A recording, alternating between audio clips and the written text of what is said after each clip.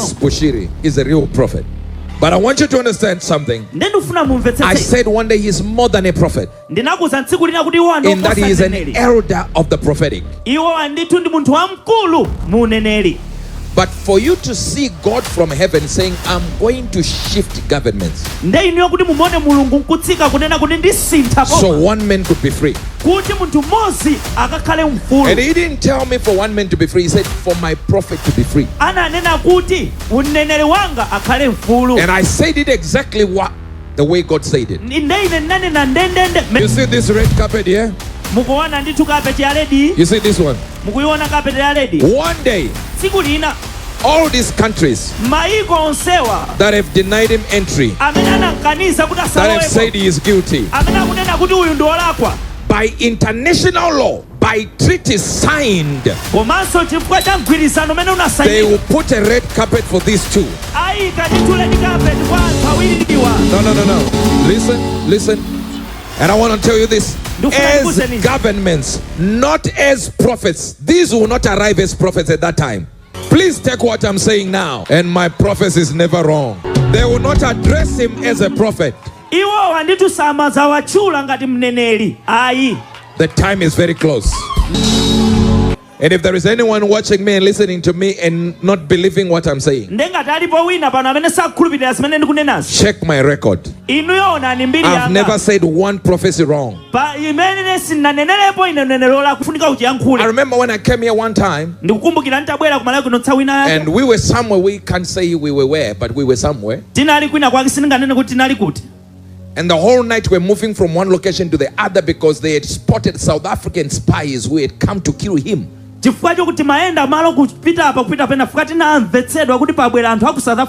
it happened for months and months. They would send this one would go back, and this one would go back. And then Sunday he will be on the pulpit, preaching with fire, smiling and laughing, so that you can get a miracle. He would decree and declare freedom for you, yet he was not free. Then go home and be told you can't arrive at home now because we have noticed there are some few people, some were caught with weapons, and they confessed. While you were in your houses. But one thing you managed to do, you believed the prophet. And here you are now going to reap the results of it. Imagine expecting joy to come out of a prophet who is persecuted. Imagine how they mocked even the messages he preached. More importantly, how they mocked you for listening to him. When the worst time of his life and his wife's life happened, we were all standing with him and his wife, and they were mocking us. This is why the Bible says they required us a song. But we said, if you have kept us captive, how on earth do you expect us to sing the song of the Lord? And I want to thank all of you that managed to stay with the prophet even in the darkest moments. Some of your friends left. Some of the pastors that led you left. Your parents might have left. Some of your children deserted the ministry. But here we are. Who is laughing now? I said, who is laughing now? Who has been proven right now? Where do you think we are going after this one? I have said this over and over again. In every forest, there are monkeys. And in the absence of a lion, there are some monkeys and baboons that claim to be lions.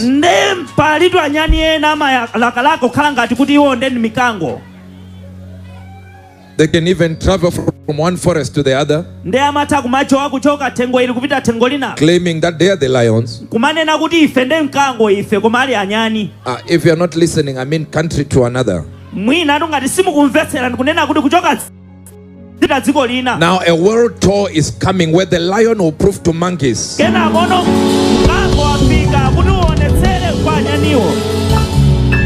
if you still think I'm talking about monkeys and lions, you are crazy.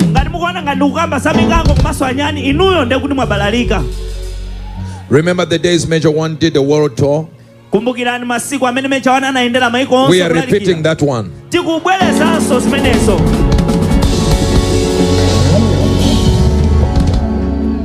Number 2. Chachiwiri.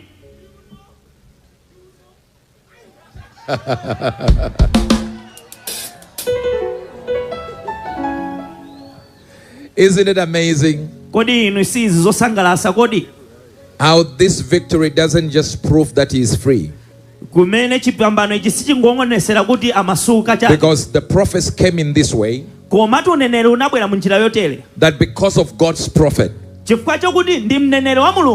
God will make a president lose elections. I know you saw something like that. And it really came in this way. It said by Tuesday, the one who is in power shall lose power so that the prophet can be free. Maybe your point is you have never been a prophet, so you don't know. Some of us, when we speak, all our integrity is on the line. When you see me prophesy it, I will not risk my integrity in the prophetic. Or you can say anything about uebertangel, but on hearing from God, you can never prove me wrong. And here is another prophecy now. Some of you have not even gotten in to realize what victory is. You just know the prophet is free. You know prophet is free, but you have no idea what that means. It means power has come to you. Power has come to you. I said power has come to you. I know prophetess Bibi and Prophetess Mary, they would do their fasting for this case. Just the two of them. Declaring when. Yet there was already a prophecy saying exactly what shall happen. But it requires fuel.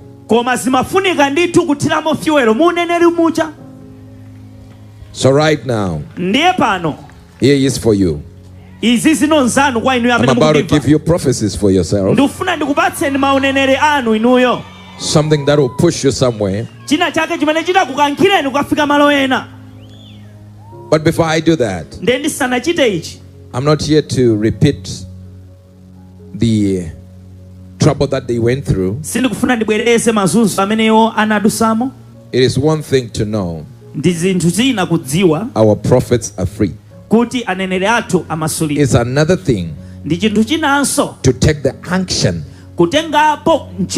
of that same victory and say it's mine in my finances, it's mine in my family, it's mine in my business, it's mine in every facet of life. It's mine.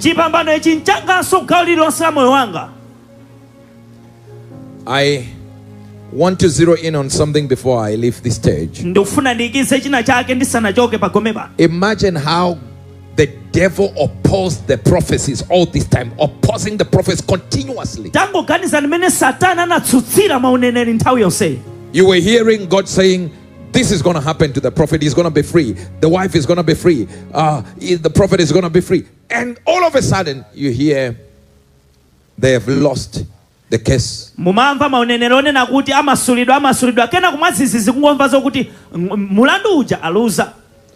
The devil doesn't listen to what God has said. He is only here to oppose it. So understand that after I've given you a prophecy, you're going to be fought. And I looked at the court documents, and you wonder, why are people believing this? You don't understand this. Ino simukumvetsetsa izi. And I understand some of you never read the court documents. Ndikudziwa ambiri ainu mwina simunawerenge paper lochokera ku kotili. I looked at them. Ine ndinayang'ana chipepalachi. As I said before, mene nanena kale, these judicial people anthu akukota awa and these political people komanso anthu andale awa have an instantaneous proclivity to prolixity.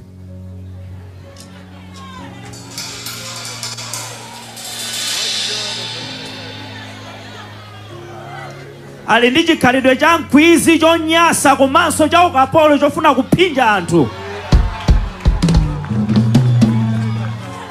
I don't think that's what I said, but and if you read it, you realize they are filled with so much verbosity. You wonder what is happening. And even these governments were using political stooges to use diplomatic circumlocution.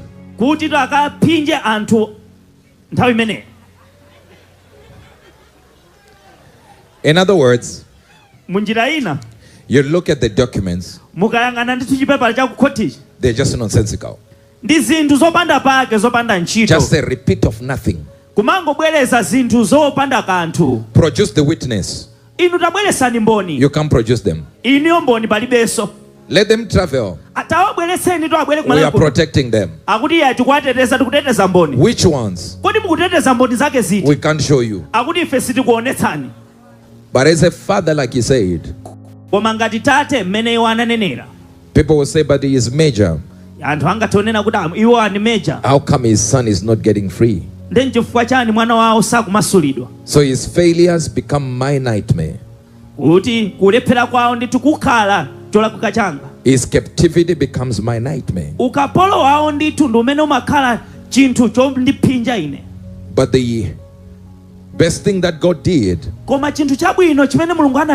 was to promise me the word was still the same word. Defeated you will never be.